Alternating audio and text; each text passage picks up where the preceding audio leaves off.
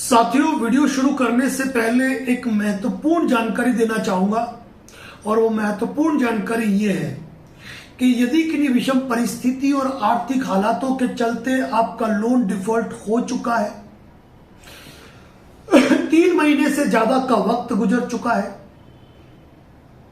Loan आपका secured के रूप में व्हीकल लोन है या अनसिक्योर्ड लोन है, 3-4 महीने बीत चुके हैं, चाहे सेक्शन 25 की कार्रवाई चल रही है, 138 की कार्रवाई चल रही है या आर्बिट्रेशन की कार्रवाई चल रही है। यदि आपकी अंटी में पैसा है, यानी आपकी जेब में पैसा है और पैसों की व्यवस्था कर सकते हैं, और इसी जून माह में आप यदि सेटलमेंट करना चाहते हैं तो हमारा एक ब्रह्मास्त्र वीडियो 1 से 2 दिन के अंदर, जिसकी तैयारी चल रही है, जिसका कि ड्राफ्ट रेडी हो रहा है, हम आपको प्रोवाइड करने वाले हैं। जितने भी लोग हमारी कॉल बुकिंग में जुड़े हैं, सीधे उनके व्हाट्सएप नंबर पे लिंक आ जाएगा। व्हाट्सएप नहीं आया, ड्राइव लिंक हमारे व्हाट्सएप चैनल स्टेटस पे पोस्ट होगा, ध्यान रखिएगा। माफी चाहूंगा, व्हाट्सएप चैनल पर नहीं आएगा। और जो लोग कॉल बुकिंग सेवा में नहीं है, वो यूट्यूब चैनल की मेंबरशिप लेकर उसकी डिटेल वहां से जानकारी ले सकते हैं। यानी कि जून महीने में यदि आप 20 से 25% के अंदर अपने लोन सेटलमेंट करना चाहते हैं तो वह एक ब्रह्मास्त्र वीडियो होगा, उसको अप्लाई कर देना, आपका लोन सेटलमेंट हो जाएगा और उस अमाउंट में हो जाएगा जो हम कह रहे हैं। अभी उसकी तैयारी चल रही है, इंतजार कीजिए, बामुश्किल 2 दिन। और जैसा कि आप जानते हैं कि मार्च में भी हमने ये फार्मूला निकाला था और 4000 लोन सेटलमेंट हुए थे। अब कोई मार्च वाले फार्मूले पे मत चला जाना, क्योंकि हर बार हमारी तुनीर में बाण भी चेंज होते हैं और हाथों में ब्रह्मास्त्र भी। तो पुराना फॉर्मेट भूल कर भी इस्तेमाल मत कीजिएगा। खुले रूप से मैं आप सबको कहना चाहता हूं और साथ ही ये भी कहना चाहता हूं कि अगर आपके पास पैसों की व्यवस्था हो तो ही उस ब्रह्मास्त्र का इस्तेमाल कीजिएगा। यदि कॉल बुकिंग में जुड़े हैं तो व्हाट्सएप नंबर पे व्हाट्सएप आ जाएगा और व्हाट्सएप स्टेटस पर, क्योंकि व्हाट्सएप स्टेटस हमारा वही देख सकता है जो कॉल बुक सेवा में शामिल है। और इसके अलावा जो नहीं है वो यूट्यूब चैनल के जो मेंबर है वो यूट्यूब चैनल की मेंबरशिप से ले सकते हैं। अब आगे का वीडियो देख। साथियों नमस्कार, लोन डिफॉल्ट के नेक्स्ट सेशन में आज का जो महत्वपूर्ण टॉपिक है वो है मल्टीपल लोन डिफॉल्ट में। मल्टीपल लोन डिफॉल्ट में आपके लीगल एक्सपर्ट की क्या भूमिका रहेगी और उस भूमिका के साथ उनकी क्या फीस हो सकती है, उनके क्या दायित्व है। और यदि आप किसी लीगल एक्सपर्ट को अपने लोन डिफॉल्ट मैटर में हायर करना चाहते हैं तो आपको क्या सावधानी रखनी चाहिए। और उसके साथ ही सबसे महत्वपूर्ण बात, जब रिकवरी कॉल आएगी उनका और विजिट का वो मैनेजमेंट कैसे करेंगे। आज ये वीडियो मल्टीपल लोन डिफॉल्टर्स के लिए है जो किन्हीं विषम परिस्थिति और आर्थिक हालातों के चलते अपना लोन डिफॉल्ट कर चुके हैं। जब इंसान लोन के दलदल में पूरी तरीके से धंस जाता है, 4, 5, 10, 20 लोन जब हो जाते हैं तो फिर उसे न सिविल स्कोर की चिंता होती है और न ही कोई और परवाह। क्यों? क्योंकि जब उसे कहीं और से राशि नहीं मिल रही है तो वह कहां से लाकर लोन रीपे करेगा और किस तरीके से अपने लोन को मैनेज करेगा। ऐसी स्थिति में कई कमजोर लोग अपनी जिंदगी को त्याग देते हैं, तो कई लोग गूगल, यूट्यूब, फेसबुक या जितने भी प्रकार की विभिन्न साइट्स है उन पर विजिट करके अपने लोन डिफॉल्ट की समस्या का समाधान ढूंढने निकल पड़ते हैं। और इस लुभावनी दुनिया जो आज का सोशल मीडिया का दौर है वहां पर हर व्यक्ति एक अट्रैक्शन चाहता है कि मैं किसके पास जाऊं, कौन व्यक्ति मुझे अट्रैक्ट कर रहा है। और बिना कुछ जाने, बिना कुछ सोचे, बिना कुछ समझे ऑनलाइन लीगल एक्सपर्ट की कंसल्टेंसी ले लेता है। लेकिन उससे पहले वह तनिक भी ये जानने की कोशिश नहीं करता है कि जिस लीगल एक्सपर्ट को मैंने हायर किया है उसका एक्सपीरियंस कितने साल का है, कितने समय से ये काम कर रहे हैं, और काम करने के साथ साथ इनके क्या कीर्तिमान है। यहां कीर्तिमान से मेरा तात्पर्य है कि जिस लीगल एक्सपर्ट की मैं राय ले रहा हूं, उन लीगल एक्सपर्ट ने अब तक कितने लोन सेटलमेंट करा दिए। कहने को कई सेटलमेंट एजेंसियां ये दावे करती है कि मैंने इतने सेटलमेंट करा दिए, इतने सेटलमेंट करा दिए, लेकिन धरातल पर स्थिति कुछ और होती है। साथियों, यदि आप मल्टीपल लोन के डिफॉल्ट है तो मेरी पहली सलाह ये रहेगी, आप कोई भी ऐसा व्यक्ति या ऐसी फर्म चूज ना करें जिसके लिए आपकी एक और नई ईएमआई शुरू हो जाए। किन्हीं विषम परिस्थिति और आर्थिक हालातों के चलते यदि आप लोन डिफॉल्ट हुए हैं तो रिकवरी एजेंट के कॉल भी आएंगे, रिकवरी एजेंट की विजिट भी होगी। आपको loan recall, loan demand notice, section 25, 138, arbitration, final notice, न जाने कितने प्रकार के नोटिसेस आपको आएंगे। ऐसी स्थिति में आपका एक सारथी ऐसा होना चाहिए जो आपको पर्टिकुलर अच्छे तरीके से गाइड कर सके। साथियों, यहां पर मैं मुख्य मुद्दे की बात करना चाहूंगा। वो मुख्य मुद्दे की बात यह है कि आप पहले ही परेशान हैं, पहले ही आप मल्टीपल लोन के दलदल में धंस चुके हैं और पहले ही आप अपने पैरों पर कुल्हाड़ी मार चुके हैं।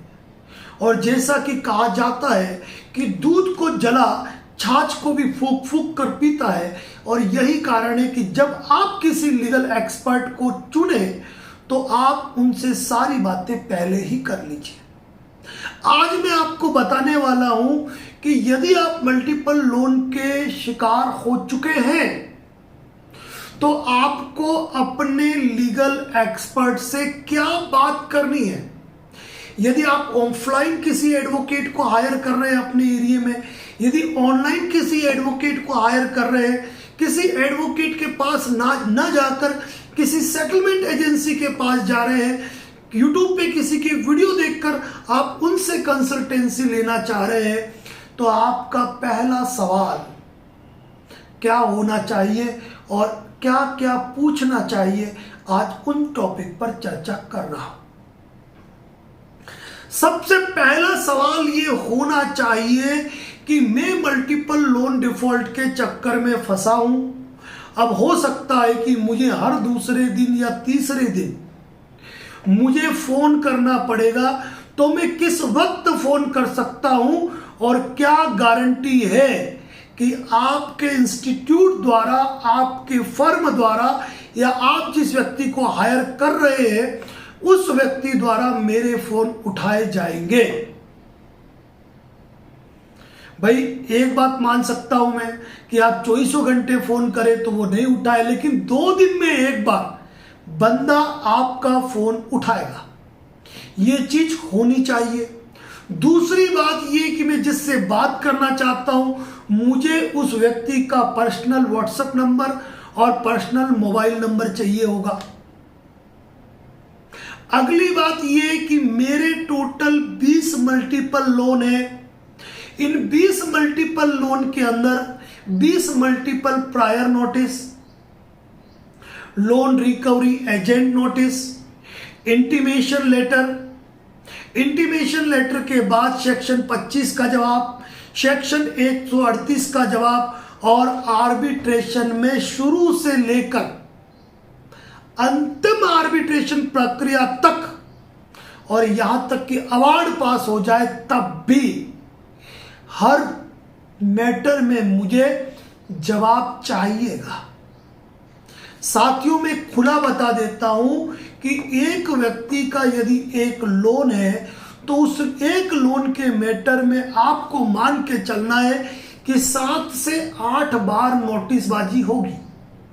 अगर आपके 20 लोन है तो आप मान सकते हैं कि 150 से 160 बार नोटिस जाएंगे। ऐसी स्थिति में यदि आप ये भी तय करते हैं कि एक नोटिस का 1000 रुपया, तो आपको बड़ा भारी पड़ने वाला है। जो भी बात करें पत्थर की चोट पे करें और एक बार में करें कि आपकी टोटल फीस क्या रहेगी। टोटल फीस जिसमें सारी प्रक्रियाएं आ गई, सारी प्रक्रियाएं आ गई। और दूसरी बात कि आपने आज तक कितने लोन के सेटलमेंट कराए हैं। जैसे कोई हमसे पूछता है कि सर आपने कितने लोन के सेटलमेंट कराए, हमारा डायरेक्ट जवाब होता है एडवोकेट नरेंद्र जोशी की यूट्यूब चैनल मेंबरशिप पे चले जाओ। हर महीने की अंतिम तारीख को आपको सेटलमेंट लेटर पोस्ट मिलेंगे, जितने भी हैं। तो ये बात आपको पूछने की आवश्यकता है। इसके साथ ही ये भी ध्यान रखिए कि क्या मैं व्हाट्सएप करूंगा तो आपकी तरफ से क्या व्हाट्सएप नोटिस का जवाब आएगा, कि हम जो व्हाट्सएप करेंगे क्या आप व्हाट्सएप पे हमको रिप्लाई करेंगे। क्या आप रिकवरी एजेंट से बात करेंगे या रिकवरी एजेंट की विजिट होगी तो उस समय बात करेंगे। जैसे कोई मुझे कहता है कि सर एजेंट की जब रिकवरी एजेंट फोन करता है तो क्या आप बात करेंगे, मैं खुले रूप से बात कहता हूं कि रिकवरी एजेंट से बात करने की जिम्मेदारी मेरी नहीं है, क्योंकि हम आपको इतना सशक्त बना देते हैं, इतना सशक्त बना देते हैं कि कोई रिकवरी एजेंट आपके वहां ठहर नहीं पाएगा। Advocate Narendra Joshi YouTube channel पर इतने वीडियो पोस्ट हैं रिकवरी कॉल के और रिकवरी विजिट के कि किस तरीके से हमारे साथी पोस्टमार्टम करते हैं, आपको जानकारी है। लेकिन इसके बावजूद हम कभी फ्री है और किसी कलेक्शन मैनेजर, किसी रिकवरी एजेंट, किसी फर्जी पुलिस, असली पुलिस, नकली एडवोकेट की कॉल किस्मत से हमारे पाले आ गई तो उनका किस तरीके से कचूमर निकलता है और पोस्टमार्टम होता है, कहने की जरूरत नहीं है। हम एक अच्छी संस्कारी भाषा के अंदर कई वीडियो रिकवरी एजेंट के साथ बात करते हुए डाल चुके हैं। कल ही के वीडियो में आपने देखा होगा कि दिल्ली पुलिस जो फर्जी था, एडवोकेट ममता जो कि फर्जी थी, जिन्होंने हमारी पार्टी को डरा के रखा था और लोकल पुलिस के जवान को साथ में लिया हुआ था, यानी उनके साथ साथ लोकल पुलिस का भी पोस्टमार्टम हो गया। क्यों? क्योंकि वो फर्जीवाड़ा कर रहा था, वो अपनी लिमिट क्रॉस कर रहा था। तो और हमारे साथी ये कहे कि सर इस रिकॉर्डिंग को मत डालना। क्यों नहीं डालूं भाई? जब मैं कोर्ट में बिजी था तो बार बार फोन कर रहे थे, जब बाहर निकला तो तुमको ये लोग परेशान कर रहे थे, और जब हमने उनका पोस्टमार्टम किया और वो मैदान छोड़कर भागते नजर आए तो हम उनका पोस्टमार्टम वीडियो क्यों नहीं डाले? क्योंकि हमारे दर्शक भी तो इन्हीं चीजों से तो सीखेंगे ना। तो साथियों, जब भी किसी लीगल एक्सपर्ट की आप राय लेना तो उनको खुला कह दीजिए prior notice, intimation letter, recovery agent notice, ECS stop letter, section 25 का जवाब, सेक्शन 138 का जवाब, arbitration first, arbitration second, arbitration third, strict arbitration, award reply, bank को नोटिस जो अकाउंट सीज होता है उसके लिए, अकाउंट लीन होता है उसके लिए, रिकवरी कंप्लेंट नोटिस, इसके अलावा अकाउंट इंफॉर्मेशन नोटिस, इसके अलावा डेरो है loan recall notice, loan demand notice, और इसके अलावा जो सबसे बेहतरीन बात है जो हम कभी कभी यूज करते हैं, सेटलमेंट लेटर। यानी कि टोटल मैंने आपको अभी बैठे बैठे करीबन 20 ड्राफ्ट गिना दिए, जबकि अलग अलग मैटर में करीब ये 60 के आसपास ड्राफ्ट होते हैं, 60 के आसपास। तो अब किसी भी एडवोकेट से बात करें तो ये कहिए कि सारे ड्राफ्ट मेरे मल्टीपल लोन में कितनी फीस के अंदर आप प्रोवाइड कर देंगे, और यदि आर्बिट्रेशन का एग्जीक्यूशन कोर्ट में आ भी गया तो वहां जो जवाब पेश करना है उसका फॉर्मेट भी आपको उपलब्ध कराना है। साथियों, यकीन मान के चलना, हमारे कई साथी इन मामलों में जब अलग अलग लॉ फर्म से मिले अपने डेप्ट के मैटर में, तो कहीं पर 2.5 लाख रुपए फीस कही गई महीने की, कहीं पर 2 लाख, कहीं पे 50,000। मुझे याद आ रहा है कल रात को करीब 12:30 बजे एक व्यक्ति ने हमको व्हाट्सएप पे एक गलत मैसेज डाला और गलत मैसेज डाल के ये लिखा कि आपने पैसा लिया और मेरा फोन नहीं उठा रहे हो क्या, और गलत शब्द लिख दिए। नंबर नया था, आप तो जानते पारा सीधा खिसकता है। फोन लगाया, phone switch off, WhatsApp call लगाया, रिसीव नहीं किया, फोन पे वॉइस चैट में बैंड बजा के रख दी। ये किससे बात कर रहा है रे मर्दूद, तो जानता है मैं कौन बोल रहा हूं। और उसके बाद जो बोलना पड़ता है वो बंदे ने डायरेक्ट सॉरी करके कहा कि सर माफ कीजिए, मैंने गलती से आपको कर दिया, मैंने किसी और को किया था, और उसने सबूत भेज दिए। यानी कि एक व्यक्ति को उसने पेमेंट ट्रांसफर किया था। पेमेंट ट्रांसफर किया तो नीचे पूरी एक मेनू कार्ड, एक रेट लिस्ट बनी हुई थी, पूरा चार्ट बना हुआ था जिसमें लिखा था प्रायर नोटिस 150 रुपए, लोन रिकॉल नोटिस रिप्लाई 150 रुपए, आर्बिट्रेशन ऑब्जेक्शन 275 रुपए। मैंने कहा ये तो पूरा मेनू कार्ड बना हुआ है। मैंने कहा भाई ये है कौन, मुझे इसकी डिटेल तो भेज। और जब उस व्यक्ति ने मुझे उस व्यक्ति का YouTube का लिंक भेजा तो मेरे माथे पे बल पड़े कि हे मेरे भाई, हे मेरे प्रभु, कम से कम YouTube पे ढेर सारे एडवोकेट्स हैं जो लीगल नॉलेज रखते हैं, कानून का नॉलेज रखते हैं। काश तुम उनके तो संपर्क में गए होते।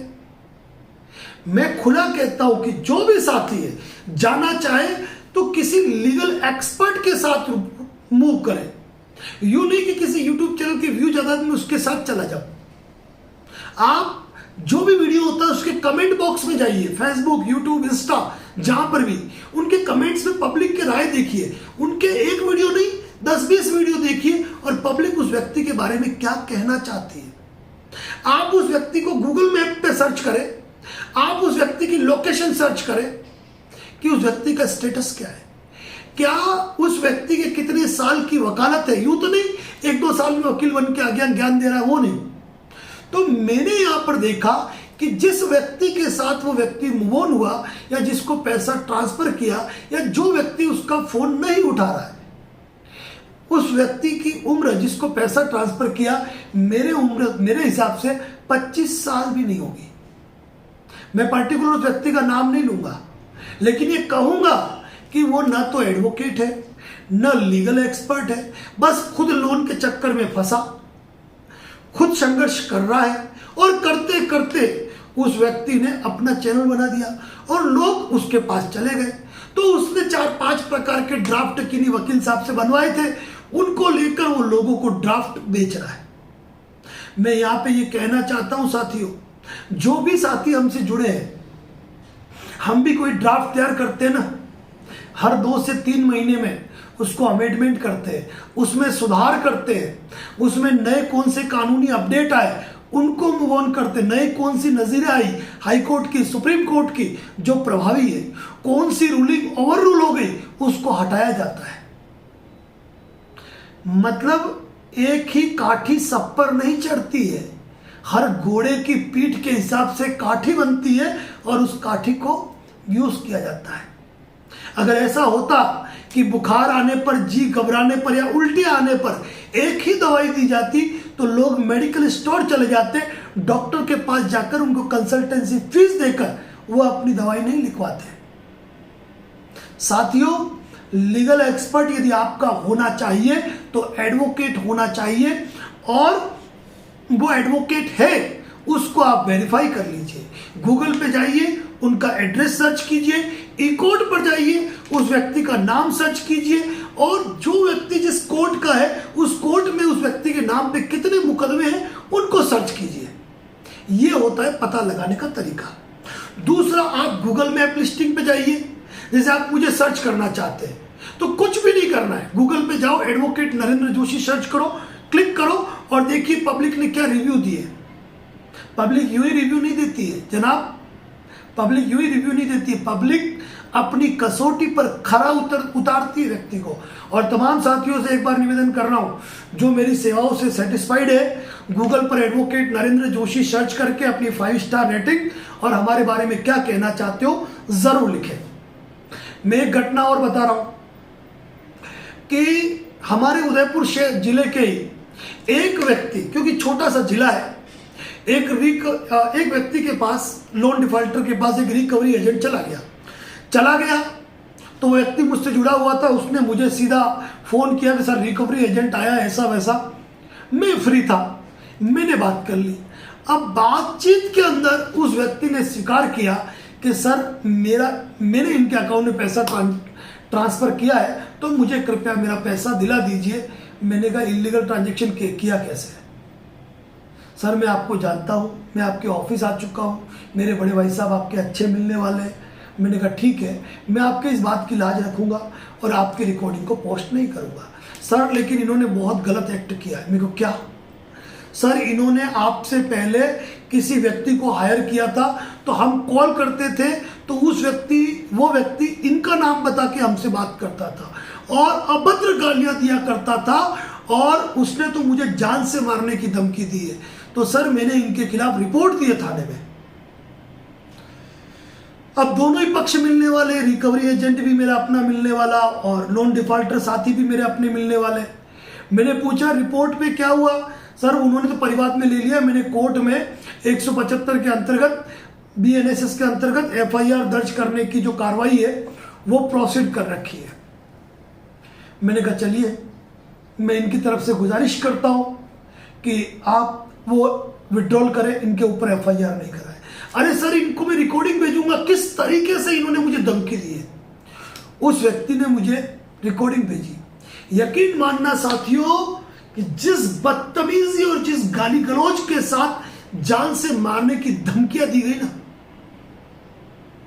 आप सोच भी नहीं पाओगे कि जब आप किसी को रिकवरी कॉल हायर करने के लिए कहते हैं तो व्यक्ति आपका नाम लेके बात करता है। जैसे रिकवरी वाले भले ही अपना परिचय दे नहीं दे, लेकिन वो बोलते हैं कि मैं इस बैंक के बिहाफ से बोल रहा हूं, थर्ड पार्टी से बोल रहा हूं। पीछे पढ़ो तो एजेंसी का नाम भी बताते हैं, अपना नाम भी बताते हैं, लेकिन सामने वाला कभी ये नहीं कहता है कि वो आपके बिहाफ पे बात कर रहा है। वो सीधा आपका नाम लेके बोलता है, हाँ नरेंद्र जोशी बोल रहा हूं, मैं क्या कहना है, क्या उखाड़ लेगा, मतलब पूछो मत। इस प्रकार की धमकियां दी थी। तो मैंने कहा उनको, भाई मुकदमा विड्रॉल कर दो, कोई दिक्कत नहीं है, आपका सेटलमेंट करना है आने वाले टाइम में कराएंगे, अभी पैसा नहीं है, बात खत्म। और ये मैं कह रहा हूं, मैं, बाकी यहां कोई कार्रवाई करोगे निपटने के लिए मैं आने वाला हूं। सामने वाला व्यक्ति समझ गया कि बंदा एडवोकेट नरेंद्र जोशी कौन है, क्योंकि उदयपुर का बच्चा जानता है, क्योंकि हमारे कारनामे जो है वो पहले यूट्यूब पे और भी देख रखे हैं। जिन्होंने नहीं देखे वो यूट्यूब के ओल्डेस्ट वीडियो में जाके देख लीजिए। तो साथियों यदि आप रिकवरी के लिए किसी को हायर करते हो ना, ये सबसे बड़ी गलती है, क्योंकि वो लोग आपको कॉल रिकॉर्डिंग देने वाले नहीं है कि उन्होंने किससे बात की, क्या बात की, कैसे बात की। आपको पता भी नहीं चलेगा और आपके नाम पर वो व्यक्ति बात कर रहा है। और ये सोचते हो कि वो विजिट पे आएंगे तो ये मदद करेंगे। अरे इंटीमेशन लेटर रखो, रिकवरी एजेंट नोटिस व्हाट्सएप रखो, किसी की मजाल नहीं है आपकी 12 बजाए। साथियों मजबूत तो आपको होना पड़ेगा, मजबूत तो आपको होना पड़ेगा। अगर मल्टीपल लोन डिफॉल्ट हो गए और आपने किसी लीगल एक्सपर्ट को हायर किया है तो आप सबसे पहले उसकी फीस का निर्धारण कर लें। हम हमारी बात बताते हैं कि कॉल बुक फैसिलिटी के अंदर सभी प्रकार की फैसिलिटी हमारे द्वारा दी जाती है, और जितने भी साथी हमसे जुड़े हुए हैं वो ये जानते हैं कि शाम 6 से 9 calling time, Monday to Saturday, Sunday छोड़कर यदि उन्होंने फोन किया है तो रात 10 बजे पहले 99% हमारा कॉल आता ही आता है। और जब भी कोई नोटिस आता है और जिसकी लीगल वर्थ है उस नोटिस का जवाब दिया जाता है।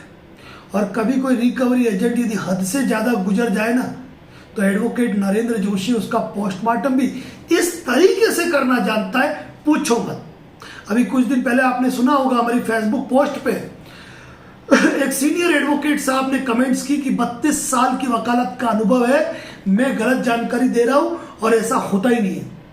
मैंने कहा जनाब आपके 32 साल की प्रैक्टिस पे हमारी 12 साल की प्रैक्टिस भारी है, क्योंकि जरूरी नहीं है कि आप भारत के हर कानून की जानकारी रखो। यदि आपको कोई डाउट है तो एक काम कीजिएगा, अपनी टेबल पे किताबों का ढेर लेके बैठिएगा और जब मर्जी पड़ेगी मेरा फोन नंबर कॉल कीजिएगा। और हमारी जनता को कॉल रिकॉर्डिंग बहुत पसंद आती है हमारी, क्योंकि बात करते हैं कॉन्फिडेंस से। कभी ये नहीं आंखें सीधी कैमरे पर रहेगी, किसी सपोर्टिंग डॉक्यूमेंट की जरूरत हमको नहीं पड़ती है।